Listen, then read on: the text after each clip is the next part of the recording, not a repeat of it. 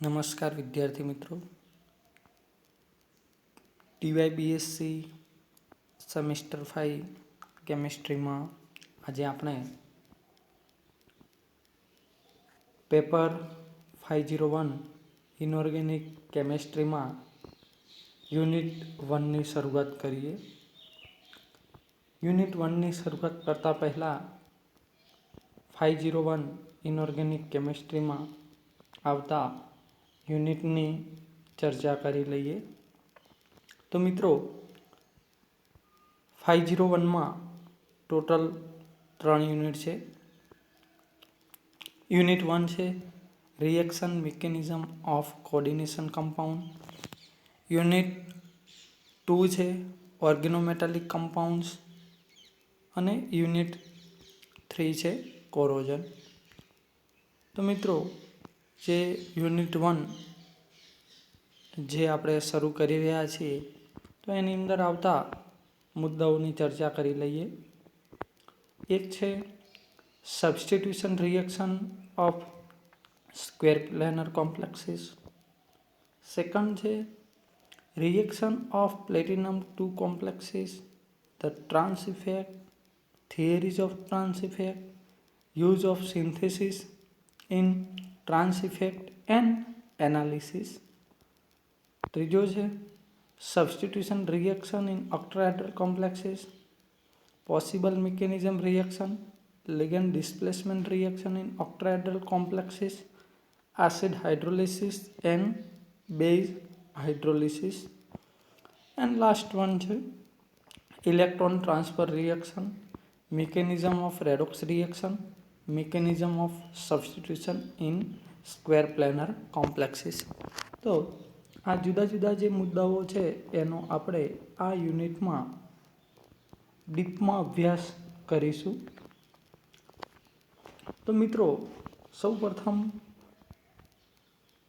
પ્રશ્ન એવો થાય કે સંકીર્ણો એટલે શું? સંકીર્ણો કોને કહેવાશે? અથવા તો સવર્ગ સંયોજનો, જેને ઇંગ્લિશમાં કહેવું હોય તો કોર્ડિનેશન કમ્પાઉન્ડ્સ ઓર કોમ્પ્લેક્સ સોલ્ટ.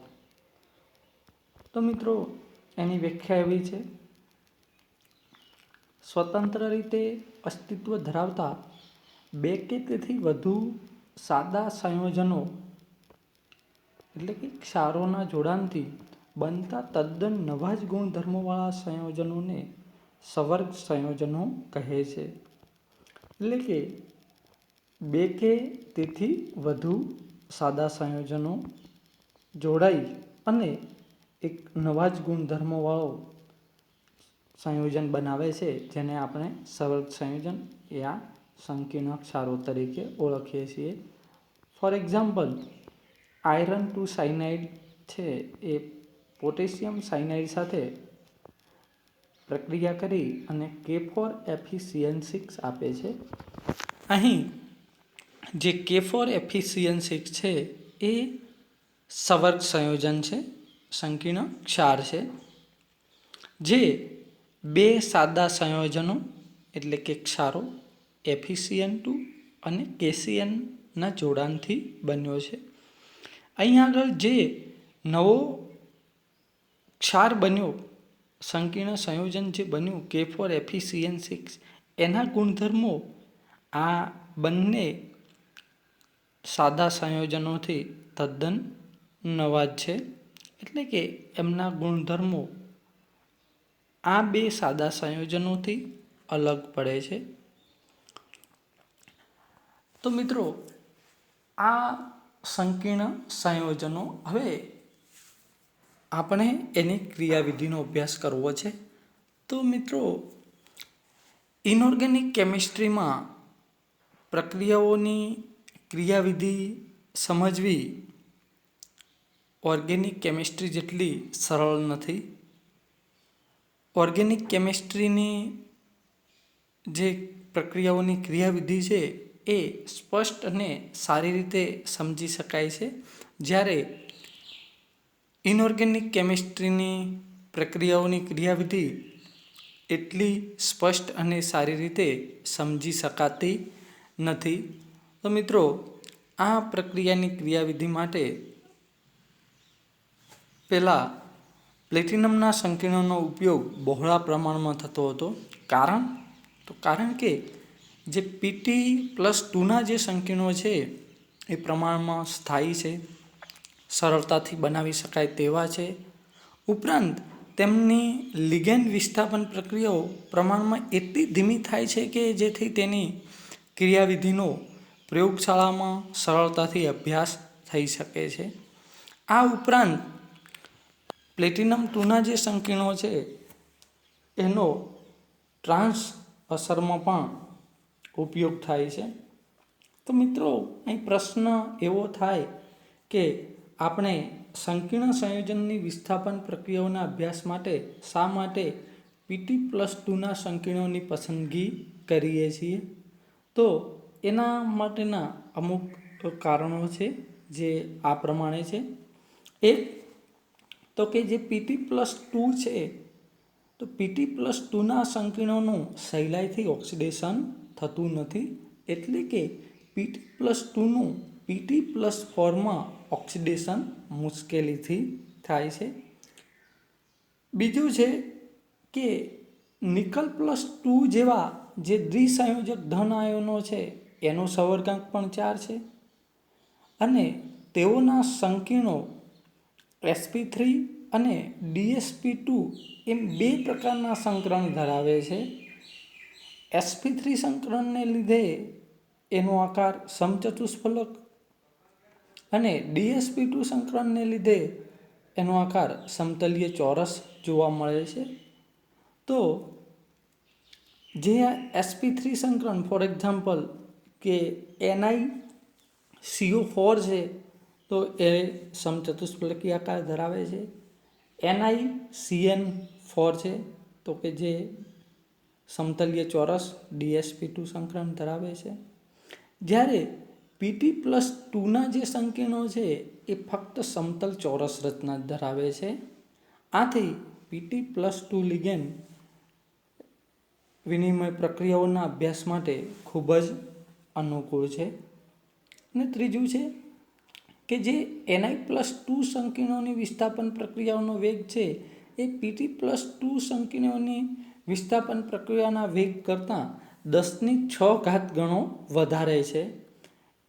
તેથી Ni+2 તેમજ અન્ય ધાતુઓના સંકીર્ણોની વિસ્થાપન પ્રક્રિયાનો વેગ પ્રયોગશાળામાં માપી શકાતો નથી, કારણ કે એમની પ્રક્રિયાનો વેગ ઘણો વધારે છે. જ્યારે Pt+2ના જે સંકીર્ણો છે એની વિસ્થાપન પ્રક્રિયાઓનો વેગ ધીમો હોવાથી પ્રયોગશાળામાં સરળતાથી માપી શકાય છે. આથી Pt+2થી બનતા સંકીર્ણોને લિગેન્ડ વિનિમય પ્રક્રિયાઓના અભ્યાસ માટે પસંદ કરવામાં આવે છે. હવે આગળ આપણે જોઈએ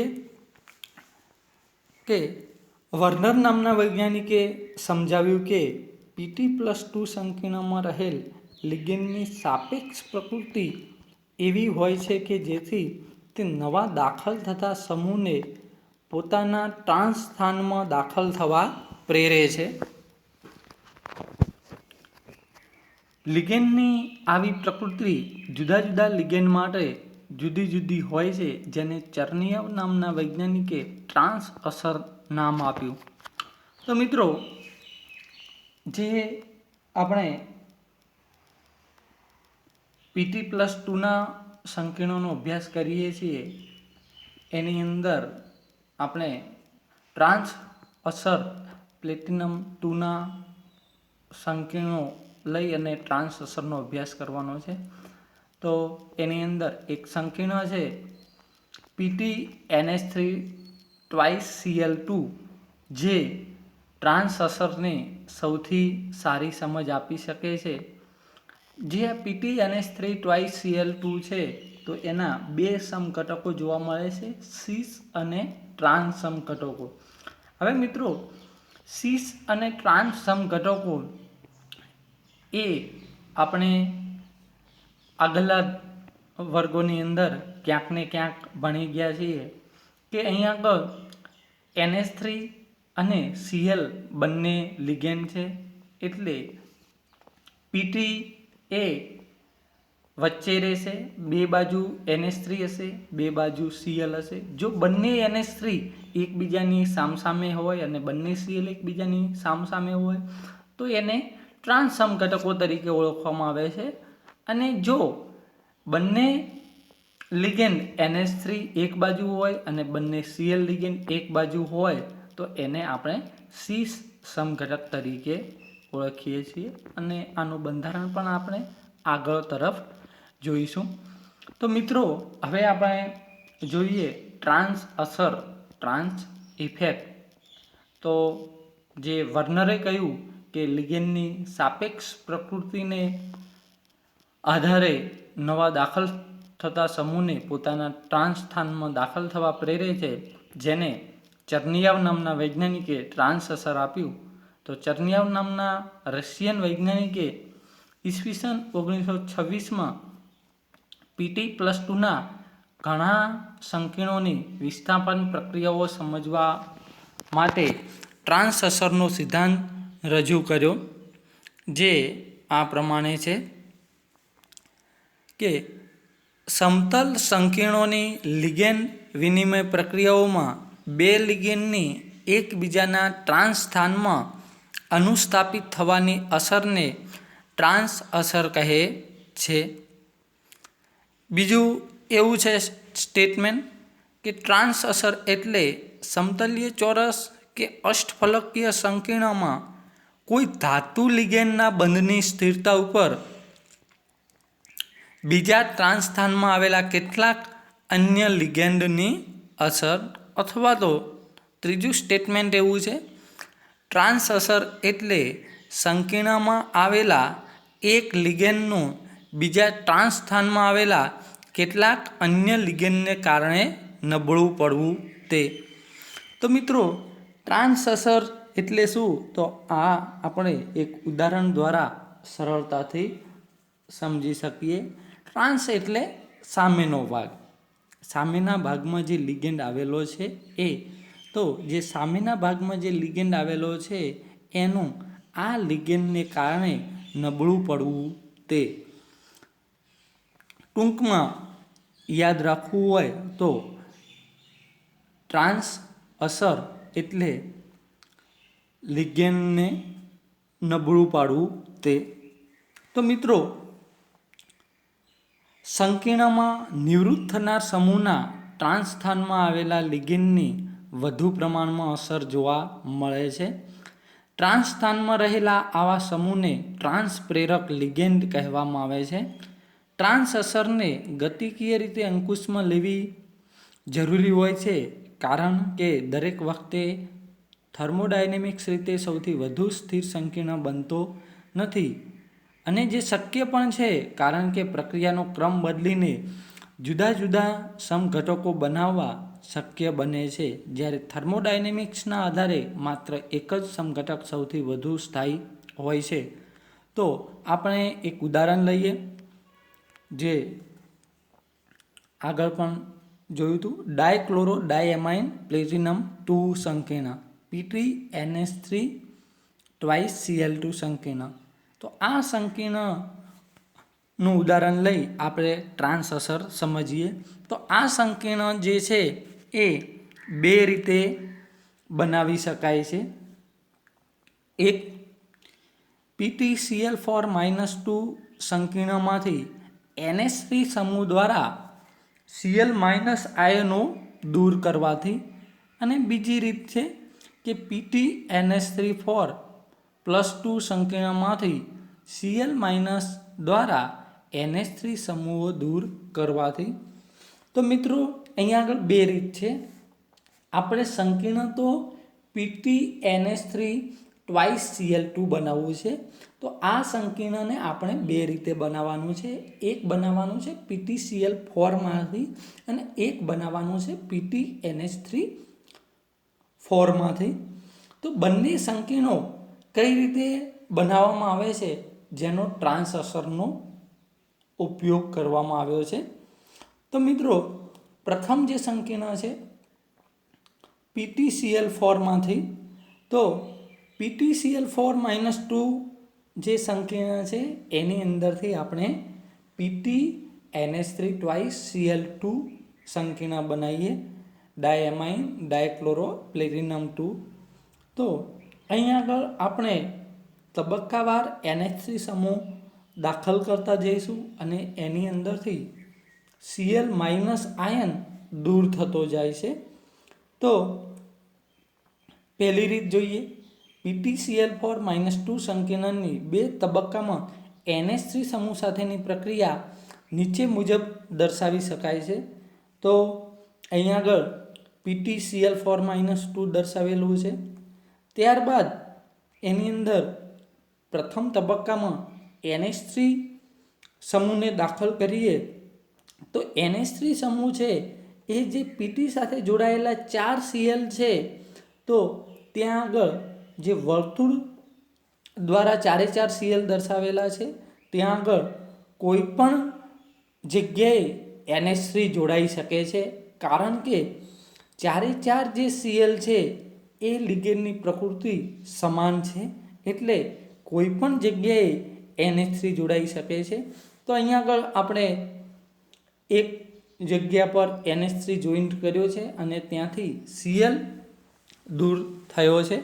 તો આપણને અહીંયા આગળ PtCl3NH3-1 પ્રકારનું સંકીર્ણ મળે છે. હવે મિત્રો, બીજા તબક્કાની અંદર NH3 જ્યારે દાખલ થાય છે ત્યારે ટ્રાન્સ અસર મહત્વનો ભાગ ભજવે છે. તો અહીં આગળ 3 Cl છે અને 1 NH3 છે.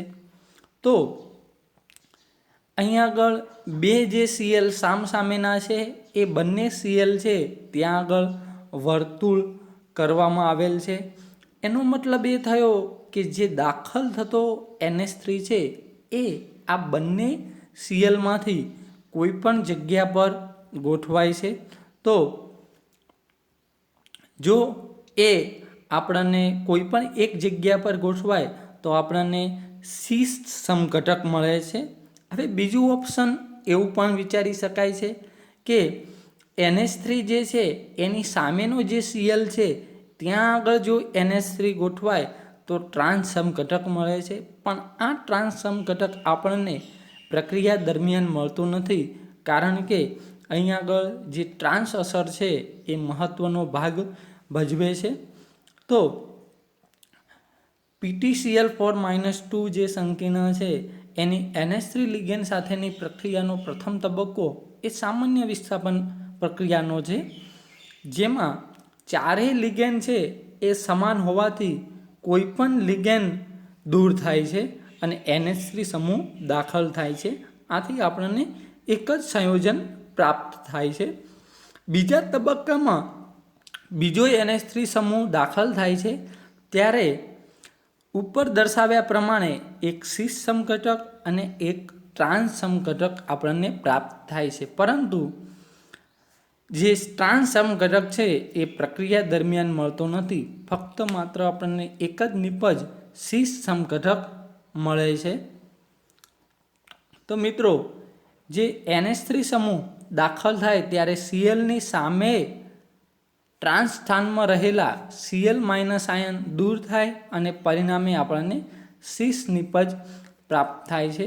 અને સેકન્ડ વન કે જે NH3 સમૂહ દાખલ થાય ત્યારે NH3ની સામે જે ટ્રાન્સ સ્થાનમાં રહેલ Cl- આયન છે એ દૂર થાય છે અને પરિણામે ટ્રાન્સ નિપજ પ્રાપ્ત થાય છે. હવે મિત્રો, જુદા જુદા પ્રયોગને આધારે સાબિત થયું કે Cl- ટ્રાન્સ અસર એટલે કે ટ્રાન્સ સમૂહોના બંધને નબળો પાડવાની અસર એ NH3 સમૂહ કરતાં વધારે છે અને PtCl બંધ કરતાં PtN બંધ મજબૂત હોવાથી બીજા તબક્કામાં Cl- સામેનો જ Cl- આયન દૂર થાય છે અને ફક્ત આપણને સીસ ડાયક્લોરો ડાયએમાઇન પ્લેટિનમ 2 નિપજ પ્રાપ્ત થાય છે. અહીં આગળ વિદ્યાર્થી મિત્રો પ્રશ્ન એવો થાય કે Cl માઇનસ આયનની ટ્રાન્સ અસર એ NH3 સમૂહ કરતાં વધારે છે. તો તમે આગળ જે પ્રક્રિયા વિધિ છે એ જોઈશો. તો પ્રથમ તબક્કાની અંદર તો કે બરાબર છે કે NH3 સમૂહ કોઈ પણ જગ્યાએ દાખલ થઈ ગયો. હવે જ્યારે પ્રથમ સંકીર્ણ બને છે જેમાં 3 Cl છે અને 1 NH3 છે, તો 3 Cl છે તો ત્રણેય Clની સામેના બંધ, કારણ કે Cl માઇનસ આયનની ટ્રાન્સ અસર એ NH3 સમૂહ કરતાં વધુ છે. તો NH3ની સામેનો જે Cl છે એની પણ ટ્રાન્સ અસર વધારે જ હોય, તો એ NH3ના સમૂહને દૂર ન કરી શકે. તો મિત્રો એ NH3 સમૂહ દૂર નહીં થાય, કારણ કે અહીંયા આગળ PtCl બંધ કરતાં PtN બંધ મજબૂત છે. અને PtN બંધ મજબૂત હોવાથી જે Pt અને NH3 વચ્ચેનો બંધ છે એ નબળો પડતો નથી. એની પહેલાં જે Clની સામેનો Cl છે એ બંધ નબળો પડી અને ત્યાં આગળ NH3 જોડાઈ અને આપણને સીસ સમઘટક મળે છે. હવે મિત્રો બીજું જોઈએ કે PtNH3 + 2 જે છે એની અંદરથી આપણે ડાયક્લોરોડાયામાઇન પ્લેટિનમ 2 નિપજ મેળવીએ. તો આની અંદર ક્રમશઃ Cl માઇનસ આયન ઉમેરવામાં આવે છે અને ત્યાંથી NH3 સમૂહ દૂર થાય છે. તો જોઈએ આપણે એની પ્રક્રિયા વિધિ.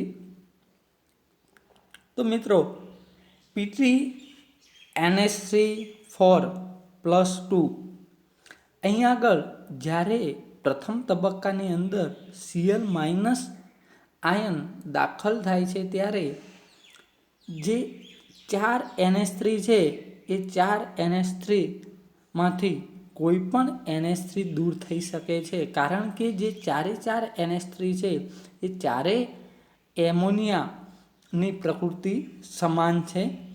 એટલે કોઈ પણ જગ્યાથી NH3 દૂર થઈ અને ત્યાં આગળ Cl માઇનસ આયન જોડાય છે. હવે અહીંયા આગળ જ્યારે Cl માઇનસ આયન જોડાય છે ત્યારે આપણને આ પ્રકારનું સંકીર્ણ બને છે PtNH3 thrice Cl + 1. હવે જ્યારે બીજો તબક્કો થાય છે તો બીજા તબક્કાની અંદર Cl માઇનસ આયન દાખલ થાય છે અને NH3 જે છે એ દૂર થાય છે. તો અહીંયા આગળ મિત્રો જુઓ કે જે પ્રથમ તબક્કા દરમિયાન પ્રાપ્ત થયેલ નિપજ, તો એની અંદર 3 NH3 છે અને 1 Cl છે. 3 NH3 માંથી એક જે NH3 છે એના ઉપર વર્તુળ વડે દર્શાવેલું છે. તો હવે જ્યારે જે નવો દાખલ થતો Cl છે એ નવો દાખલ થતો Cl આ 3 NH3 જે છે એમાંથી કોઈ પણ જગ્યા ઉપર જોડાશે. જો Clની સામે રહેલો NH3 છે ત્યાં આગળ Cl જોડાય તો આપણને ટ્રાન્સ સમઘટક જોવા મળે છે. અને 2 NH3 છે સામસામેની બાજુએ, એમાંથી કોઈ પણ એક NH3 દૂર થઈ અને ત્યાં આગળ Cl જોડાય તો આપણને સીસ સમઘટક મળે છે, પણ જે પ્રક્રિયા દરમિયાન પ્રાપ્ત થતો નથી. કારણ કે અહીં આગળ આપણે જે Clની સામેનો જે NH3 છે એ દૂર થઈ અને ત્યાં આગળ Cl જોડાય છે. કારણ કે આપણે અગાઉ પણ જોયું કે Cl માઇનસ આયનની ટ્રાન્સ અસર એ NH3 સમૂહ કરતાં વધારે છે. એટલે ત્યાં આગળથી NH3 સમૂહ દૂર થઈ અને Cl સમૂહ જોડાય છે અને આપણને ટ્રાન્સ સમઘટક પ્રાપ્ત થાય છે. તો ઉપરોક્ત પ્રક્રિયાઓમાં મિત્રો જોશો, પ્રથમ તબક્કામાં ચારેય જે લિગેન્ડ છે એ સમાન હોવાથી તે સામાન્ય વિસ્થાપન પ્રકારનો તબક્કો છે. જેમાં કોઈ પણ એક NH3 સમૂહ દૂર થાય છે, જેને આપણે વર્તુળ વડે દર્શાવેલ છે, અને ત્યાં Cl માઇનસ આયન દાખલ થાય છે. એટલે જે પ્રથમ તબક્કો છે એ સામાન્ય વિસ્થાપન પ્રકારનો છે. જ્યારે બીજા તબક્કામાં આપણને માત્ર એક જ સંયોજન જે ટ્રાન્સ સમઘટક છે એ પ્રાપ્ત થાય છે. તો આમ જોવા જઈએ તો બીજા તબક્કામાં Cl માઇનસ આયન બે જુદી જુદી જગ્યાએ દાખલ થઈ શકે છે. એક કે જે Cl જે માઇનસ આયન છે એના ટ્રાન્સ સ્થાનમાં આવેલ NH3 સમૂહ દૂર થાય છે, અને Cl માઇનસ આયન જોડાય અને પરિણામે ટ્રાન્સ નિપજ પ્રાપ્ત થાય. અને બીજું કે NH3 સમૂહના ટ્રાન્સ સ્થાનમાં આવેલા NH3 સમૂહ દૂર થાય અને Cl માઇનસ આયન જોડાય અને પરિણામી સીસ નિપજ પ્રાપ્ત થાય. પરંતુ પ્રક્રિયા દરમિયાન આપણને આ સીસ નિપજ મળતી નથી, કારણ કે અહીં આગળ જે Cl છે એની ટ્રાન્સ અસર વધુ હોવાથી Clની સામેની બાજુએ રહેલ NH3 સમૂહ દૂર થાય છે, અને આપણને એક જ સમઘટક પ્રાપ્ત થાય છે જે ટ્રાન્સ નિપજ છે. આમ ટ્રાન્સ અસર એ આપણે ઉપરોક્ત ઉદાહરણ દ્વારા સમજી શકાય છે. જુદા જુદા પ્રયોગોના આધારે ટ્રાન્સ શ્રેણી બનાવવામાં આવી. પ્રબળ ટ્રાન્સ અસર ધરાવતા સમૂહોને શ્રેણીમાં પ્રથમ મૂકવામાં આવ્યા, જ્યારે શ્રેણીમાં ટ્રાન્સ અસર ઘટતી જાય તે રીતે અન્ય સમૂહોને ગોઠવવામાં આવ્યા. આમ પ્રેરક શ્રેણીનો ક્રમ નીચે પ્રમાણે દર્શાવી શકાય. તો અહીં આગળ આપણને ટ્રાન્સ પ્રેરક શ્રેણી આપેલી છે, જેની અંદર દર્શાવેલા જુદા જુદા સમૂહો છે, જેને ઉતરતા ક્રમમાં દર્શાવવામાં આવેલ છે. Cn minus, CO, NO, C2H4, Pr3, H minus, CH3, C6H5 minus, Sc, NH2 twice, Sr2, SO3, H minus, NO2 minus, I minus, SCN minus, Br minus, Cl minus, Py એટલે કે pyridine, RNH2, NH3, OH minus અને H2O. તો મિત્રો અહીં આગળ પણ તમને જોઈ શકાય છે કે છેલ્લી જે લાઈન છે એની અંદર Cl માઇનસ અને NH3 બંને આપેલા છે.